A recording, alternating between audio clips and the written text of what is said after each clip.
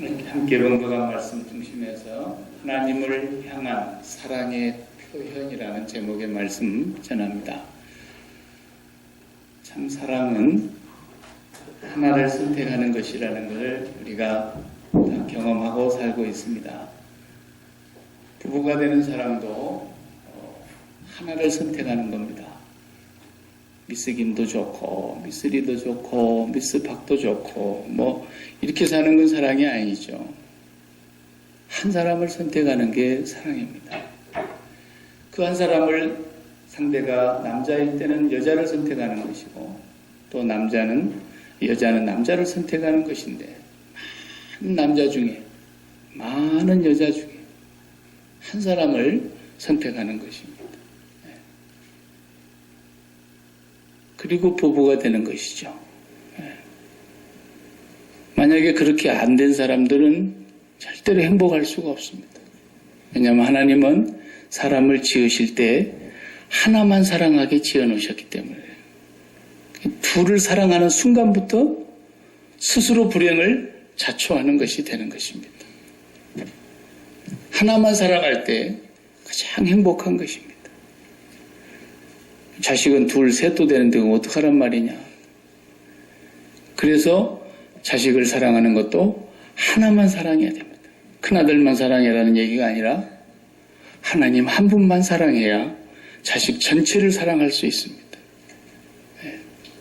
하나님은 하나를 사랑할 때만 우리 사람이 최고로 행복하게 마음을 지어 놓으셨기 때문에 마음에 다른 것을 사랑하는 순간에 그는 이미 불행을 마치 섭을 지고 불 속으로 뛰어드는 것과 같은 그런 불행을 시작하는 것입니다. 오늘 본문은 너무나 잘 아는 본문이고 유명한 본문이고 그렇지만 또 어려운 본문이고요. 본문을 잘못 해석하면 엉뚱한 설교를 할 수밖에 없는 그런 본문이기도 합니다.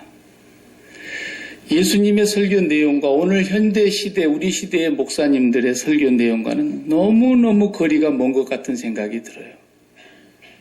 오늘 본문을 보면 정말 그렇습니다. 다 그렇다는 얘기가 아니라 오늘 현대의 설교와 예수님의 오늘 본문의 설교를 놓고 한번 비교를 해보면 예수님의 설교는 군더더기 하나도 없고 어디에 조금도 빈틈이 없어요. 마가복음과 누가복음에도 나와 있고 마태복음에도 이 얘기가 나와서 공간복음 다 다루고 있지만은 마가와 누가는 이 찾아온 젊은 사람이 관원이다 그랬어요. 다시 말하면 권세 있는 자라는 거예요. 통치자 중에 한 사람이에요. 이 사람이 국회의원이었다고 할 수도 있고 뭐 우리 같으면 장관이라고 할 수도 있고 어쨌든 그런 통치하는 사람 중에 한 사람인데 이 사람이 주님을 찾아와서 나름대로 자기가 평소에 살면서 고민하는 문제를 질문한 것입니다. 선생님, 사람이 어떻게 해야 영생을 얻을 수 있겠습니까? 굉장히 중요한 질문 아니겠습니까? 그럼 우리는 이 질문에 대한 답을 알고 있습니다. 여러분, 교리적으로는 뭐라고 대답을 해야 돼요? 예수 믿으면 구원을 받는다. 영생을 얻는다. 틀림없는 대답입니다. 근데 예수님께서는 아직 그런 말씀을 전혀 하시지 않습니다. 나를 믿어라. 그럼 영생을 얻을 거다. 이렇게 말씀하시지 않고 오늘 본문에서 여러 말씀을 하십니다. 계명이 뭐라고 쓰여 있느냐. 첫째 계명부터 넷째 계명은 말씀을 안 하시고 다섯째 계명부터도 말씀을 하셨어요. 부모를 공경하는 거, 살인하지 말아야 되는 거, 간음하지 말아야 되는 거, 도적질하지 말아야 되는 거, 거짓 증거하지 말아야 되는 거. 이렇게 얘기하니까 이 젊은 친구가 그건 제가 어렸을 적부터 다 지킨 겁니다. 우리 식으로 말하자면 어릴 적부터 교회 잘 다닌 거죠. 이 친구는 이만하면 괜찮은 사람이에요. 10계명, 5계명부터서 마지막까지만 잘 지켰다 그래도 대단한 거죠. 거기다 돈까지 많은 재물 많은 부자니까 우리 교회에 이런 사람 한 사람 있었으면 좋겠어요. 이런 사람 하나 들어오면은 잘 구슬려가지고 어떻게든지 헌금도 좀 많이 내게 하고, 그러고 천천히 다뤄도 될 텐데 이거 보세요. 그냥 주님 직설적으로 말씀하시는 겁니다.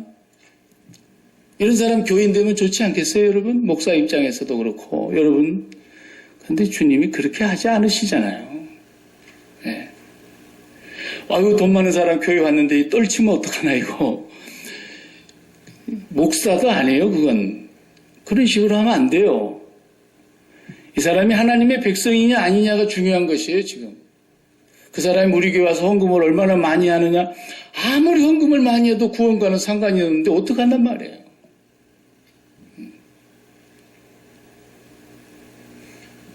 페이스북의 주인인 마크 저크버그가 작년에 여러분 아시는 대로 52조, 한국 돈으로 52조를 내놨다 이거예요.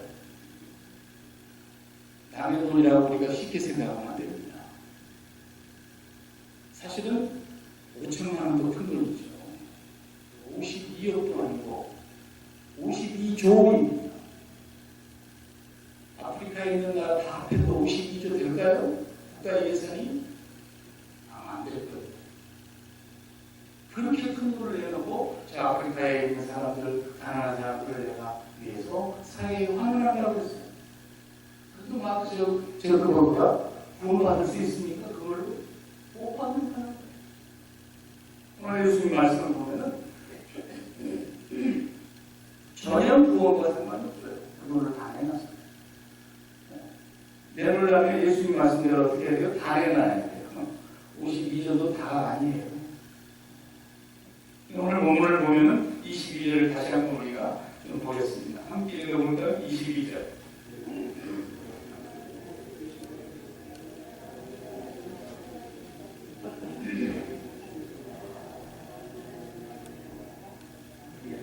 하늘에서 내게 보아가 있으리라. 그리고 와서 나를 따르라 하시니. 예. 한 가지 부족한 것이 있다 물으시더니 그 한 가지가 뭐예요?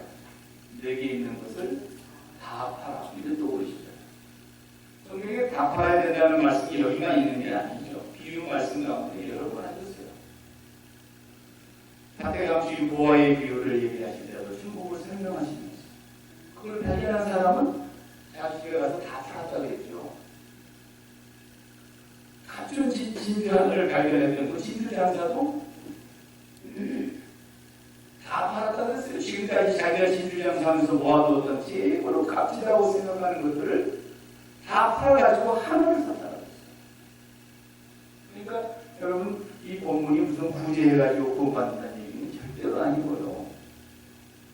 내 재산을 다 갖다 내놓는다고 해도 영생과는 사실은 상관이 없습니다. 그래서 다 팔았다는 말을 우리가 주목해야 된다는 거죠. 자, 영생을 어떻게 얻는다고요? 예수 믿으면 영생을 얻습니다. 절대로 맞는 말입니다. 그 말은 다른 말로 바꾸면 무슨 말이라고요? 다 팔면 영생을 얻는다 그 말입니다. 그러므로 예수를 믿는다는 말은 무슨 말이라고요? 다 판다는 말이에요. 성경은 앞뒤가 딱 맞는 얘기를 하고 있지 저기서 저렇게 말하고 여기서 이렇게 말하고 이러지 않습니다. 예수 믿으면 영생을 얻는다고 말해놓고 이제 와서 다 팔아라는 얘기가 무슨 얘기입니까? 두 가지가 같은 얘기입니다. 믿는다는 말은 다 판다는 얘기를 말합니다. 다 팔았다라는 얘기는 다른 말로 말하면 다 죽었다 그런 뜻이라고도 할 수 있는 말씀입니다. 그래서 내가 믿음이 마음에 들었기 때문에 나머지 딸은 다 팔아버린 겁니다. 다른 여자에 대해서는 다 죽어버린 것입니다. 그리고 한 여자만 선택한 거죠. 하나님을 우리가 사랑한다. 그 말은 하나님을 믿는다라는 말과 똑같은 말이라고 했죠. 믿는다는 말이 심장을 드린다는 뜻이었습니다. 나는 전능하신 아버지 하나님 그분을 믿습니다. 신앙 고백했죠. 그 믿습니다라는 말이 전능하신 아버지 하나님, 천지를 창조하신 아버지 하나님께 내 심장을 바칩니다. 그렇습니까? 그것이 사랑의 표현이란 말이에요. 믿는다는 말. 그 말을 성경은 비유로 설명하기 위해서 다 팔아야 된다는 말씀을 하셨던 것입니다. 그러니까 그 말을 듣는 순간에 옆에 있던 사람들이 다 깜짝 놀란 거예요. 이 부자도 너무나 재물이 많은 거로 심히 의심하고 갔다 그랬지 않습니까? 그때 옆에서 듣는 사람들, 아니 그러면서 주님, 누가 구원 얻을 수 있겠습니까? 얼마나 깜짝 놀랐겠어요. 그럼 누가 구원을 얻을 수 있겠단 말이에요? 구원 얻을 수 있는 사람이 아무도 없다는 걸 저들이 스스로 아는 거예요. 그러니까 주님께서도 그래, 사람으로서는 할 수 없다. 사람은 불가능하다라고 했어요. 본문의 내용을 보면 사람은 불가능하다. 그런데 하나님이 하시면 가능하다. 하나님만이 영생을 주실 수 있는데 하나님께서 그 영생을 얻기 위해서 뭔가를 하셨다는 거예요. 그러니까 분명히 우리는 믿음으로 구원을 얻는다라는 말은 돈 없이 값 없이 와서 포도주와 젖을 사라. 그랬죠? 이사야 55장에. 우리는 값 없이 구원을 받았다는 말을 분명히 그렇게 표현하고 있어요. 그래서 예수 그리스도를 믿음으로 말미암아 영생 얻는다 그랬어요. 하나님께서 그 일을 다 이루어 놓으셨다고 분명히 성경은 증거하고 있어요. 그런데 그것을 성경이 다 파는 것이라고 얘기하는 거예요. 이 부자가 큰 근심을 하며 되돌아갑니다. 베드로도 깜짝 놀라가지고 선생님, 우리들은 다 버리고 따랐는데요 그랬어요. 베드로도 구원을 얻는 것을 깜짝 놀란 거예요. 우리는 다 따르고 다 버리고 주님을 따랐는데요. 그러니까 주님께서 그럼 너희들은 됐어. 그러면 좋을 줄 알았는데 그렇게 말씀을 안 하세요. 네 아내나 네 부모나 네 형제나 네 자식이나 다른 성경에 보면 네 목숨까지도 미워하지 아니하면 어때요? 나를 따라올 수 없고 영생을 얻을 수가 없다라는 거예요. 계산을 잘하고 교회를 나오셔야지. 교회를 나오면 여러분이 갖고 있는 소유가 지금보다도 늘어날 것이다. 교회를 나오면 여러분이 갖고 있는 질병이 다 치료를 받을 것이다. 교회를 나오면 여러분의 자녀들이 지금보다도 더 나은 인생을 살아갈 것이다. 그렇게 하기 위해서 우리가 오늘 또 주님을 찾고 하나님의 얼굴을 구하기 위해서 교회를 나왔다면 계산 잘못한 것입니다. 오늘 주님 뭐라고 말씀하십니까? 네 아내나 형제나 부모나 자녀를 버린 자는 그래서요. 다 팔아야 된다라는 얘기를 또 하고 계시는 거예요. 그러니까 기독교는 지금 내가 가지고 있는 이것을, 내가 소유하고 있는 이것을 더 강화시켜주고 아무에게도 빼앗기지 않도록 더 확실하게 지켜주고 세월이 흐르면 흐를수록 더 많이 늘려줘서 부유하게 되고 풍요롭게 만들어주는 그런 기독교를 얘기한다면 그건 넌센스 중에서도 진짜 코미디입니다. 코미디. 그런 기독교는 예수님이 가르친 기독교 안에는 없습니다. 지금 주님은 십자가를 눈앞에 두고 이 말씀을 하시고 계십니다. 사실은 주님은 처음부터 무슨 말씀을 하시든지 간에 십자가를 염두에 두고 말씀하신 거예요. 우리가 어디가 목적지를 마음에 이미 결정을 하고 가려고 할 것 같으면 그 목적지가 저도 복음을 다녀야겠다 이렇게 마음을 결정하고 비행을 다 했다 이거예요. 그러면 모든 것은 그 복음을 가는 것에 초점이 맞춰져서 내가 행동하게 되어 있고 뭐 계획을 짜게 되어 있는 거예요. 주님은 그 목적지가 십자가에서 죽으러 대속물로 주러 오셨기 때문에 그분이 하신 모든 행동은 거기에 초점이 맞춰져 있었던 거죠. 처음부터서 마리아의 몸에서 탄생하신 예수 그리스도의 탄생의 목적부터서가 나는 죽으러 왔다라는 거예요. 그리고 그분의 모든 말씀은 십자가에 포인트가 있는 거예요. 그분의 모든 행동은 그 십자가에 의미를 두고 하신 행동들이었던 거예요. 그 외에는 아무 다른 의도가 없어요. 오늘 본문에서 다 팔아가지고 가난한 사람에게 갖다 주고 와라 그러니까 구제를 많이 해야 되는가 보다 이런 생각할 수 있죠. 세상에서는 그렇게 이 본문을 해석할 수 있어요. 예수 안 믿는 사람이라면. 그러나 분명히 질문을 보세요. 어떻게 해야 영생을 얻을 수 있습니까? 영생은 구원받는 길이란 말이에요. 쉬운 말로 천국 가는 길이란 말이에요. 어떻게 가능하냐는 교리로 말하자면 우리는 틀림없이 믿어요. 예수를 믿어요. 그런데 성경은 그 믿는다는 말의 의미를 우리에게 다시 설명해 주고 있는 거예요. 다 팔아야 된다라는 것을 말하고 있어요. 그렇기 때문에 우리가 할 수가 없는 일이라고 성경은 증거하고 있어요. 사람으로서는 할 수가 없는 거예요. 그러나 하나님께서 할 수 있게 해놓으셨단다. 하나님은 하실 수 있단다. 그래서 그 다음 말씀 우리가 읽지 않았지만 31절부터는 다시 예수 그리스도의 죽음을 말씀하십니다. 죽고 부활하신 것을 말씀하십니다. 세 복음서 모두가 다 이 본문을 동일하게 기록하고 있어요. 하나님께서 마련하신 길, 예수 그리스도의 죽으심과 부활을 통해서 하나님께서 다 하실 수 있게 해놓았다고 말해요. 갑자기 저는 취미생활 가운데 목표 수집을 하는 것을 해봤는데 목표 수집을 하게 되면은 좀 특이한 우표가 있죠. 혹시 친척 가운데 외국에 계신 분이 집에 편지를 보냈는데 외국 우표가 나왔어요.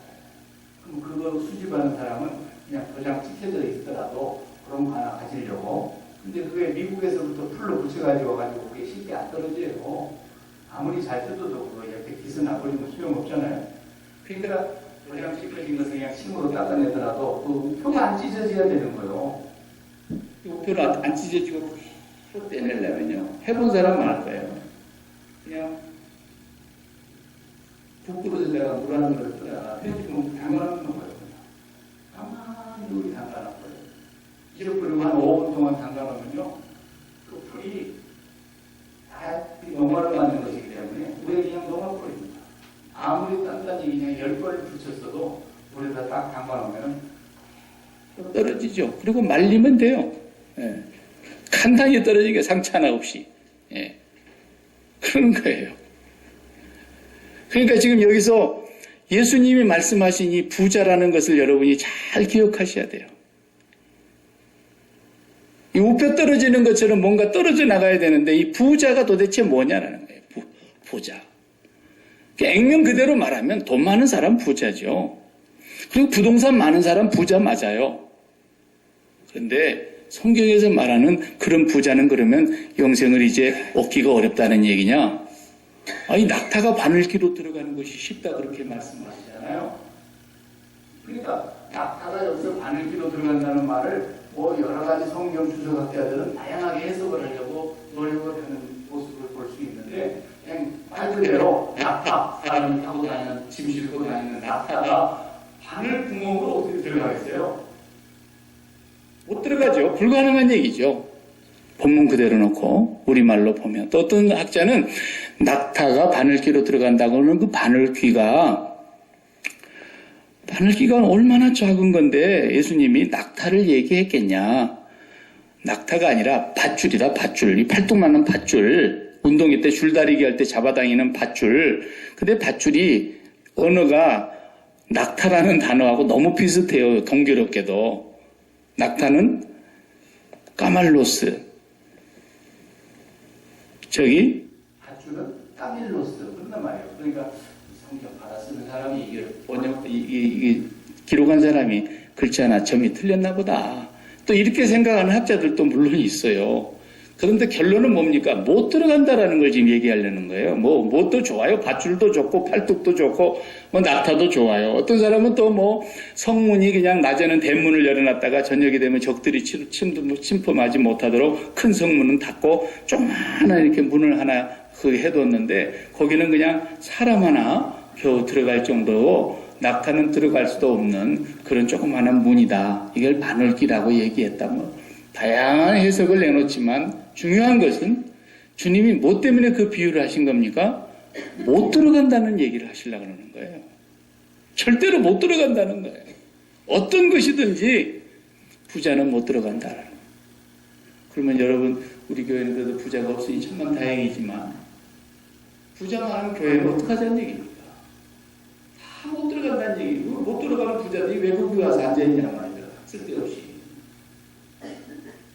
죽었다 깨어나도 부자 하나 못 들어간다고 그러면 이런 억울할 때도 있습니다. 이 부자의 개념을 성경에서 뭐라고 말하는 거냐? 부자. 뭐가 부자입니까? 사실 돈 많고요. 부동산 많이 있어도 예수 믿고 영생을 얻을 수 있습니다. 어떻게 하면? 다 팔면. 다 팔면. 근데 지질이 가난하게 저같이 아무것도 없는 사람도요. 아무리 가난하다고 해도 그들은 가난하니까 그냥 들어라는 얘기입니까? 못 들어갑니다. 가난한 사람도 하나님이 보실 때는 너무너무 부자가 있어요. 쟤 정말 너무 부자네. 어떤 사람을 두고 하는 말씀일까요? 마음으로 소유를 먹는 사람. 너무너무 가난하죠? 가난한 사람 가운데 마음의 소원이 뭐겠어요? 나도 언제 한번 돈 한번 먹어보면, 나도 언제 한번 부자가 돼볼 수만 있으면, 벼락을 맞아도 좋으니까 돈벼락으로 맞았으면, 이 사람 엄청 부자인 거예요. 왜? 아직 그걸 못 버리고 있잖아요. 그러니까 유형의 재산을 가진 것도 부자지만요, 무형의 재산을 가진 것도 부자예요. 마음이 이미 뭔가 가득 차 있으면, 욕심으로 가득 차 있든 미래의 소망, 꿈으로 가득 차 있든 그게 땅에 속한 것이면 다 부자인 겁니다. 그러니까 예수님께서 베드로가 우리는 다 버리고 쫓았습니다. 이렇게 지금 한번 다짐하는 거 아니겠어요? 예수님에게 한번 눈도장 찍는 거죠? 그런데 예수님이 그래 너희들은 다 버렸으니까 갈 거야. 그렇게 안 하시고 무슨 소리? 네 아내도 소유하고 있다는 거예요. 네 부모도 소유하고 있다는 거예요. 막. 네 자식, 그리고 네 집, 네 부동산 전부 다 마음으로 소유하고 있는 것을 보고 부자라 그래요, 성경은. 그래서 심령이 가난한 자만이 천국이 그들의 것이다 그랬잖아요. 이 심령이 너무너무 부자인 거예요. 뭘? 땅에 속한 걸 가득 가지고 있기 때문에.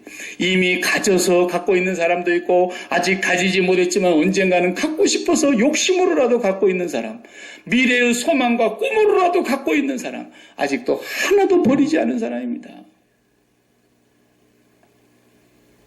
믿는 사람 아니에요. 주님의 말씀은 너무 정확하신 거예요.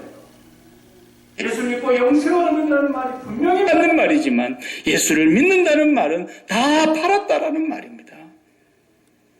그러니까 사람으로서는 그걸 다 팔 수가 없다는 걸 주님이 말씀하시지 않습니까?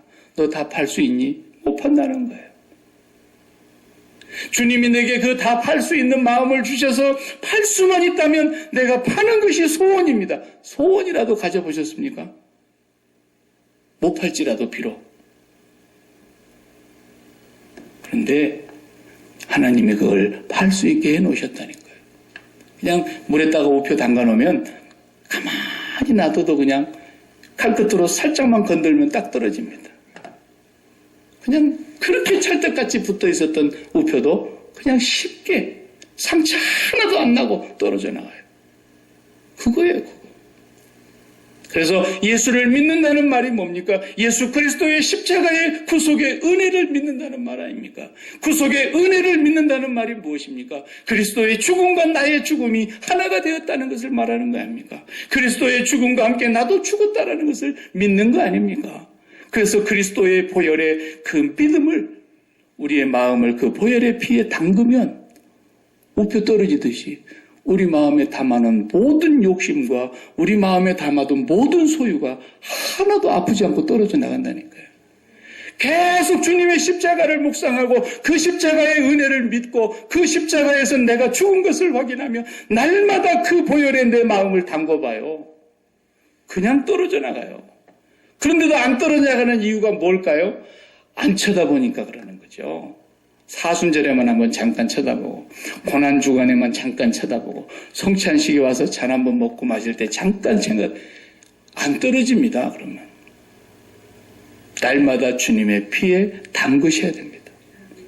그 피에 우리의 마음을 담그는 자만이 그리고 내가 이 세상에 대하여 죽은 자인 것을 날마다 확인하는 자만이 바로 사람으로서는 할 수 없지만 하나님께서 하실 수 있느니라. 하나님이 그 길을 저와 여러분에게 주신 거 아닙니까? 그 피에 여러분의 마음을 담궈 보세요. 그리고 여러분이 죽었다는 것을 날마다 고백하고 확인해 보세요. 이 주님의 십자가를 날마다 묵상하고 바라다 보세요. 그러면 여러분 마음속에 심장에 붙어 있었던 살덩어리 같이 붙어 있었던 내 자식 떨어져 나갑니다. 떨어져 나갑니다. 여러분 몸에 그렇게 소중한 목숨, 건강 이거 귀합니까? 또 건강검진을 이번에 하고 정밀한 검진까지 하고 의사에게 노티스를 갖고 왔어요. 네. 그래서 내가 옥사팔자라서 잠도 많이 못 자고 이래서 그렇습니다. 그랬더니 그래도 죽는 것보다 낫지요 그러더라고요. 잠도 좀 더 자라 그러고 이런 건 그냥 안 먹어도 사는 거니까 절대 먹지 말고 그래서 안 먹어도 사는 것은 이제 안 먹으려고 노력하겠습니다. 제가 그랬어요. 그렇지만 제가 병원문을 나서면서 하나님한테 다시 고백했어요. 하나님, 내 마음속에 내 건강 그리고 이 장수 이것에 내 마음이 절대로 닿지 않게 해주십시오. 나는 그래도 하나님 한 분만 내 마음속에 닿겠습니다. 그리고 내가 얼마만큼 살 것인가는 당신의 손에 있습니다. 그러고 나니까 아무것도 아니다.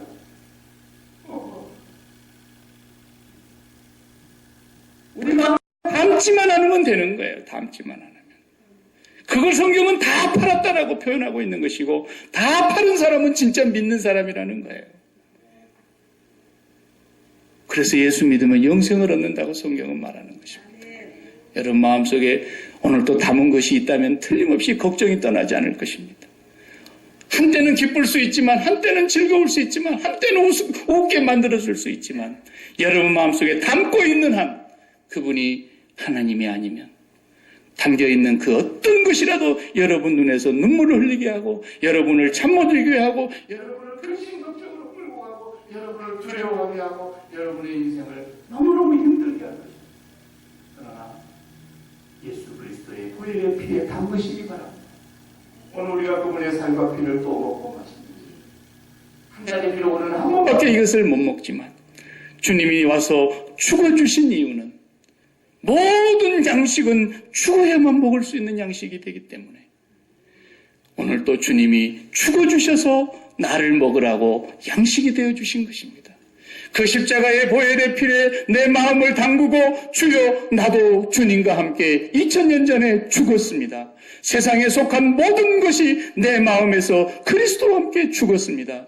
그리스도의 피에 날마다 고백하시고 마음을 담궈보세요. 우표 떨어지는 것처럼 하나도 안 아프게 다 떨어지는 것입니다. 마음이 아플 때마다 그리스도의 피에 보혈의 피에 여러분의 마음을 날마다 담그는 성도들이 되시기를 바랍니다. 우리의 믿음의 조상이 그렇게 살았던 것입니다. 그분은 본토를 떠나고 고향에 대해서 죽었고요. 부모 형제와 친척에 대해서 죽었고요. 심지어는 자기 아내에 대해서도 죽었습니다. 오늘 본문 말씀 그대로 아내를 미워했습니다. 나는 당신을 책임질 수 없습니다. 떠나기 전에 미리 약속해 둡니다. 만약에 당신이 나의 아내가 될 것이면 나는 잡혀서 죽기 십상입니다. 그러니 나는 당신을 누이 동생이라고 말할 겁니다. 이런 시시콜콜한 남자하고 떠났던 것입니다. 이미 아브라함은 아내에 대해서 죽었습니다. 그 아들에 대해서 죽었습니다. 모리아 산 위에서 칼을 꽂으려고 하는 그 순간에 하나님이 스탑! 하나님이 살리셨습니다. 그가 아내를 포기하는 순간 하나님이 그 아내를 다시 되찾게 하셨습니다. 그는 소알 땅의 소돔과 고모라 성이 그렇게 물이 많고 초원이 넓은 곳을 못 박아 죽였습니다. 그는 생수와 같은 생명줄 같은 샘물을 그 지방 사람들이 와서 빼앗을 때도 그것도 버리고 샘물에 대해서도 죽었습니다. 그는 가는 곳마다 하나님 한 분만을 위해서 단을 쌓았습니다. 하나님만을 갖기를 소원했던 것입니다. 비록 다 버리고 다 팔았지만 하나님 한 분을 가지니까 하나님이 그를 죽음에 내버려 두지 않았습니다. 필요한 대로 다 주셨습니다. 성경은 오직 그것을 말하려고 하는 것입니다. 욥의 얘기도 똑같은 얘기입니다. 나오미의 얘기도 똑같은 얘기입니다. 나오미의 하나님을 여러분 아십니까? 그는 정말로 흉년이 들어서 도저히 고향에서 이대로 살 수 없어서 이민을 선택했던 사람입니다. 모압 땅에 가서 풍성한 삶을 누려보려고 큰 꿈을 가지고 남편과 두 아들을 데리고 나아갔습니다. 그런데 나오미가 섬겼던 그 하나님은 이민 땅에서 남편을 앗아가는 하나님이었습니다. 큰 아들을 앗아가는 하나님이었습니다. 둘째 아들까지 빼앗아가 버리는 하나님이었습니다. 새 가부만 덜렁이 남았습니다. 그래도 나오미는 끝까지 그 하나님을 버리지 않았기에 그 며느리 룻이 나는 당신의 하나님을 따라가겠습니다. 그랬어요. 우리는 다 파른 사람들입니다. 이 세상에 우리 마음속에 담을 수 있는 것이 하나도 없다는 것을. 교회는 오늘 또 우리의 마음을 세상에서 떠나서 위로 올라가게 하는 것이지, 이 세상에 있는 것을 더 굳게 하고 더 확장해주고 더 든든하게 하고 더 부유하게 하기 위해서 교회가 있는 것이 아닙니다. 주님의 설교와 오늘 교회의 설교가 너무나도 거리가 있습니다. 북한에서 광명성 4호를 쏘아 올렸는데 온 세계가 난리 법석입니다. 우리는 그거 뭐 관심이 없습니다. 그건 우리 소관이 아닙니다. 거기서 우리는 한 가지 원리를 배우고, 거기 보십시오. 그 앞에도 미사일이라고 하기도 하고 위성이라고 하기도 하고 사람에 따라서 해석을 달리하는데 그 꼭대기에 있는 것이 그게 200kg입니다. 100kg 몸무게의 사람, 두 사람 몸뚱아리 무게입니다. 그걸 그 공중에 올려놓는 거예요. 그게 인공위성이라고 그러지 않습니까? 그런데 그거 하나 올려놓기 위해서 밑에다가 연료봉을 다는데 연료병이 거의 30m에 가깝습니다. 거기 안에가 연료가 꽉 차 있는 거예요. 그 사람 몸뚱아리보다 두꺼운 그 통 안에. 그것을 다 태우면서 쏘아 올린 지 몇 킬로 올라가면은 연료병, 첫 번째 연료병이 다 타고 페어링이 떨어져 나가고, 그 다음에 또 두 번째 연료병이 불이 붙습니다. 그리고 더 높이 올립니다. 그리고 두 번째 연료병이 다 타면 또 떨어져 나가고 세 번째 연료병에 불이 붙습니다. 그리고 마지막 궤도에까지 완전히 올렸다 할 때 세 번째 연료병까지 뚝 떨어져 나갑니다. 그리고 마지막 그 앞에 앞머리, 그것이 인공위성입니다. 만약에 중간에 한 연료병이라도 불이 붙지 않는다든지 떨어져 나가야 될 시간에 떨어져 나가지 않는다든지 그러면 그냥 공중에 올라가지 못하고 다시 해상으로 추락하게 되고 땅으로 떨어지죠. 그거 하나를 올려놓기 위해서 그 많은 연료를 태우는 것입니다. 엄청난 연료를 다 소모하고 다 떨어져 나간 뒤에 거기에 딱 올라가는 겁니다. 교회가 바로 그런 것입니다. 이 땅에 살아있는 동안에 우리의 목숨이 끊어지는 그 순간까지 이 세상에 속한 모든 것들을 다 끊어내는 것입니다. 다 팔아버리는 것입니다. 그리고 마지막 우리의 심장이 하나님께로 가는 것입니다. 만약에 그 중에 하나만 제 시간에 떨어지지 않아도 인공위성은 성공할 수가 없습니다. 예수님 말씀하십니다. 다 팔지 않으면 절대로 구원이 있을 수 없다. 그러므로 우리가 아무도 구원받은 자가 저를 비롯해서 없지 않습니까? 그러나 하나님은 하실 수 있도록 우리에게 이 길을 주신 것입니다. 날마다 예수 그리스도의 보혈의 피에 네 심장을 담그고 거기에 붙어있는 세상의 산더미처럼 네가 살아가고 네 삶에서 붙어있어서 떨어져 나가기만 아프면 찢어지는 것처럼 고통스러운 그 모든 세상의 것들을 다 떼내라는 것입니다. 그러면 더 많은 부자라도 하나님 앞에 갈 수 있습니다. 왜? 이 돈에 마음을 붙이지 않고 살기 때문에. 매일마다 은행에 출근하는 은행원이 그렇게 산더미처럼 돈을 많이 쌓아놓고 매일 돈을 만지고 하루 종일 돈을 세고 돈을 만지다가 퇴근하지만 돈 한 푼 어주머니 안 들어가고 빠져. 하나님이 들어가 빠졌다고 끝나는 거예요. 그렇게 돈을 많이 하나님이 주셨는데도 그 돈이 내 마음속에 하나도 들어오지 않도록 날마다 보혈의 피에 적시고 나는 이 돈에 대하여 죽은 자입니다.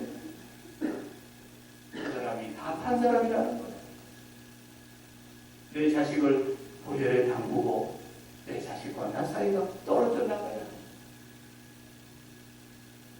내게 소중한 어떤 마음에 가진 것이라 할지라도 그것이 그리스도의 보혈로 말미암아 떨어져 나가야 다 파는 관계가 되는 것입니다. 저와 여러분이 무슨 수로 그걸 떼낼 수 있겠습니까? 그러므로 한순간도 그리스도의 십자가에 우리의 마음을 두지 아니하면 우리는 세상에 먹힐 수밖에 없는 자입니다. 전투기 조종사들이 공중에서 훈련을 하다가 혹 기능 고장으로 비행기가 추락하게 생겼을 때는 가진 수를 다해서 비행기를 건져보려고 하고 그 비행기가 사람들이 사는 주택가로 떨어지지 않게 하려고 산으로 머리 기술을 돌리고 해를 쓰다가 마지막에 안전한 장소에서 버튼을 탁 누르면서 자기 몸이 공중으로 치솟습니다. 그리고 비행기는 버리고 자기 몸은 공중에 낙하산이 펴지면서 살아서 떨어지는 거예요. 교회는 바로 그런 곳입니다. 이 세상은 반드시 타이타닉과 같이 침몰할 것이고 세월호와 같이 반드시 침몰할 이 세상인데 이 세상에서 우리는 끝까지 버튼을 눌러서 우리가 마음이 탈출해야 될 사람들이 그리스도인이라는 거예요. 누가 그걸 자신 있게 탈출할 수 있느냐? 다 판 사람만. 그래서 예수님 말씀하시기를 세리와 창녀들이 서기관과 바리새인 너희들보다 훨씬 더 천국에 먼저 들어갈 줄 알라 그런 거예요. 왜 그렇습니까? 그 사람들이 팔 게 뭐가 있습니까? 그러나 팔 것이 많은 사람들은 그만큼 어려울 거예요.